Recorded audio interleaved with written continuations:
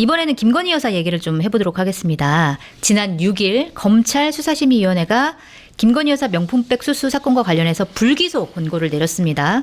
관련해서 이원석 검찰총장이 지난 9일에 기자들과 만나서 현명하지 못한 처신이 곧바로 형사처벌 대상이 되거나 범죄 혐의가 인정되는 게 아니라는 점에 많이 고민했다. 이렇게 말을 했습니다. 어쨌든 수심의 결과를 인정하고 받아들여야 된다라는 취지로 얘기를 한 건데 물론 아직 수심위가 하나 남아있다고 합니다. 최재형 목사가 제기한 또 다른 수심위가 하나 있는데 별도로 열리기로 했고 여기서 어떻게 되느냐에 따라서 또 다시 검찰의 결과가 바뀔 수 있다라고 하지만 그럼에도 불구하고 지금까지는 결국 무혐의로 종결되는 수순이다. 이렇게 보고 있습니다. 일단 지난 6일에 열린 수심위 결과 어떻게 평가하십니까? 검찰하고 김건희 여사 변호인만 진술했죠. 네. 그래서 뭐 얘기를 듣고 결론을 내렸기 때문에 반쪽짜리 수심이다 이렇게 평가를 하는 거고요. 네. 잘 모르겠어요. 이게 부패방지법은 입법 미비라서 처벌할 수 없다. 뭐 그럴 수 있을 것 같습니다. 그런데 이원석 검찰총장도 이제 그런 얘기를 한 적이 있는데 부패방지법은 안 될지 몰라도 알선수재 또는 변호사법 위반 네. 이런 건 얼마든지 이 범죄가 성립할 수 있다라고 저는 생각합니다. 네네. 그래서 이건 검찰이 기소해서 재판을 받도록 하는 게 저는 옳다고 생각하는데 검찰이 뭐 현직 대통령의 부인을 기소한다는 게 쉽지는 않겠죠. 그래서 여러 가지 이제 법률적인 설명을 하고 있지만 살아있는 권력에 대해서 검사들이 제대로 수사를 못 하고 있다. 이게 이제 이번 네. 김건희 여사 관련 검찰 수사의 어떤 본질이라고 네. 보시면 됩니다. 아무튼 법률적인 문제는 검찰이 기소권을 갖고 있기 때문에 검찰이 네. 기소 안 하겠다고 그러면 그만이에요. 뭐 별 방법은 없습니다. 그렇지만 어떤 도덕적인 파장 또 정치적인 파장은 계속될 수밖에 없는 거죠. 그래서 도덕적으로는 김건희 여사가 사과를 좀 해줬으면 좋겠고요. 네. 정치적으로는 아마 특검을 해야 될 겁니다. 지금 일반 국민의 어떤 분노 게이지라고 할까요? 네. 이게 이번 수사심의위원회 결정, 또 검찰의 불기소 결정 이런 걸로 지금 가라앉을 수 있는 수준은 이미 좀 넘어선 것 같습니다. 네. 자, 그리고 아까도 잠깐 말씀하셨지만 그 수사심의위원회 진행 과정에 대한 문제 제기 이것도 나오고 있습니다. 김건희 여사 쪽, 그다음에 검찰 쪽 의견은 들었는데 막상 명품 가방을 전달한 최재형 목사 쪽 이야기는 이제 안 들어서 뭐 전날 최재형 목사가 기자회견을 하기도 했고요. 내 목소리 들어달라. 그리고 또 불기소를 권고하기까지의 과정, 논의 과정 이런 것도 이제 비공개로 붙이면서 과정상의 문제, 뭐 신뢰성의 문제, 공정성의 문제 이런 것들이 제기되고 있는데 문제가 좀 있다고 보세요? 네, 문제가 있죠. 이게 뭐 아무리 뛰어난 사람들이라고 해도 뭐 몇 시간 동안 검찰하고 김건희 여사 변호사 얘기만 듣고 뭐 그러네, 그럴 수밖에 없었겠네 이렇게 결정한 걸 그 제대로 했다고 볼 수 있겠습니까? 네. 그건 잘못된 겁니다. 이 제도 설계 자체가 좀 문제가 있다고 생각합니다. 네. 그래서 이것 때문에 이럴 바에는 수심위 제도 자체를 폐지하는 게 낫다 이런 의견까지 지금 막 나오고 있는데 수심위가 제 기능을 못한다고 보시는지 기존에도 이제 수심위의 결론들이 쭉쭉 있어 왔는데 좀 어떻게 해야 된다고 보세요? 그러니까 좀 제도 보완을 해야 될 것 같아요. 지금 기록도 하나도 안 남기고 네. 어떤 사람들이 심의위원회에 참여했는지도 아무도 모르는 거죠. 그래서 이거는 검증이 되지 않는 기구 설치, 운영 이건 하면 안 되는 겁니다. 그래서 네. 뭐 여태까지 뭐 순기능을 좀 한 측면도 몇 개의 사건에서 있었습니다만 좀 제도 보완을 해서 어떤 사람들이 참여했고 어떻게 논의를 했고 뭐 몇 대 몇 표결을 했다든가 뭐 네. 만장일치를 했다든가 이런 것들을 기록을 반드시 남겨야 한다고 저는 생각을 합니다. 네. 저도 이번에 이게 기록을 안 남긴다는 사실을 처음 알고 어떻게 이럴 수가 있지라는 생각이 좀 들긴 했는데 기록을 남겨야 될 것 같다 이런 생각이 좀 들긴 합니다. 자, 그리고 수심위 결과가 나온 뒤에 이제 보수 언론에서도 이번 명품백 수수 사건에 대해서 김건희 여사가 사과를 해야 된다라는 요구가 나오고 이제 여권 뭐 국민의힘 안에서도 의원들이 이런 얘기를 좀 합니다.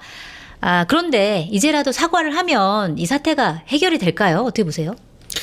사과를 이제 어떻게 하느냐에 따라 달라지겠죠. 대통령 선거 전에 김건희 여사 학력 부풀리기 의혹이 있었을 때 사과했죠. 네. 남편이 대통령이 되면 나는 아내로서의 역할만 충실히 하겠다 약속을 했는데 그 약속 지켰나요? 지키지 않았다고 네, 지금 안 지키고 봐야겠죠. 있잖아요. 네. 이거 왜 그러고 있는지 이게 사과를 해야 될 것 같은데 이번 추석에 아마 대통령이 이 영상을 미리 촬영을 해서 방영을 할 것 같은데 김건희 여사하고 같이 하겠다고 해요. 네. 그래서 지난 설 때는 안 했는데 그땐 총선 앞두고 좀 민감하니까 대통령만 했던 것 같은데 이번에는 그냥 부부가 같이 하겠다고 합니다. 네. 이게 무슨 김영삼 대통령의 정면 돌파 정신인지 뭔지 모르겠어요. 지금 추석 밥상에 김건희 여사가 올라가면 안 된다고 국민의힘 의원들은 대정부 질문하면서 막 네. 이재명 대표를 공격하고 있는데 네. 지금 윤석열 대통령하고 김건희 여사가 스스로 추석 밥상에 지금 막 올라가고 있는 그런 장면입니다. 네. 그래서 우리 국민은 별로 보고 싶지 않을 텐데 이게 아마 이 추석 영상에 김건희 여사 등장을 하면 여론이 좀 더 악화될 것 같아요. 그래서 이게 좀 지혜로운 처신인지 우리 성채경화 기자 말씀한 대로 좀 사과를 아주 진정성 있게 해서 우리 국민의 분노를 좀 가라앉혀야 될 이럴 타이밍인데 네. 당사자들은 현재 전혀 그럴 생각이 없는 것 같습니다. 네. 그 추석 영상에서는 해맑은 모습만 보여주면 오히려 또 국민 여론이 안 좋아질 수 있겠다 이런 말씀이시네요. 네. 그리고 사실 김건희 리스크가 지금 계속되고 있는데 이 명품백 수수 논란뿐만이 아니라 지난주에는 김건희 여사가 총선 공천에 개입한 거 아니냐, 총선 공천 개입설도 보도가 됐습니다. 그러니까 취지가 기사의 보도 취지가 이겁니다. 김건희 여사가 김영선 전 국민의힘 의원에게 지역구를 창원이 아니라 김해로 옮겨서 출마할 것을 요청했다라는 내용인데 아직까지 그 텔레그램 물증이 공개된 건 아니지만 그래도 사실은 이런 소문이 많았다. 사실 나도 텔레그램 문자 메시지를 봤다. 뭐 이런 관계자들이 꽤 많이 나오고 있는 사실 상황에서 이게 만약에 사실이라고 하면 얼마나 심각한 사안이라고 볼 수 있을까요?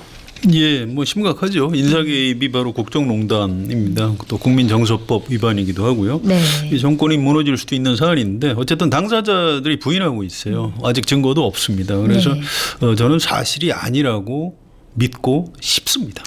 좀 더 네. 두고 보셔야 될 것 같습니다. 네, 이 사안은 아직 이제 결정적인 근거가 안 나왔기 때문에 조금 더 두고 보자 이런 말씀이신데요. 어쨌든 이 뭐 명품백 수수도 있고 총선 공천 개입설도 있고 이런 거를 다 합쳐서 민주당은 이제 김건희 특검법에 다 넣겠다라고 했고 실제로 넣어서 공천 개입설까지 넣어서 김건희 특검법을 어제였죠. 8일 법사위 소위에서 통과를 시켰습니다. 그리고 12일에 본회의가 열리는데 이때 뭐 본회의까지 통과시키겠다라고 하는 게 목표인 것 같은데 일단 이렇게 김건희 리스크가 점점 커지는 상황에서 국민적인 여론도 김건희 특검 해야 된다 이런 쪽으로 더 많이 갈 거라고 보십니까? 네, 물론입니다. 특검 여론은 더 높아질 것 같아요. 그런데 이제 민주당 안에 이걸 특검보다 차라리 국회에서 국정조사, 민주당이 절대 다수 의석을 가지고 있으니까 네. 국정조사를 하는 게 낫지 않느냐 이런 의견을 가진 분들도 꽤 있습니다. 그래서 네. 이건 민주당 안에서 좀 정리가 필요한 대목이고요.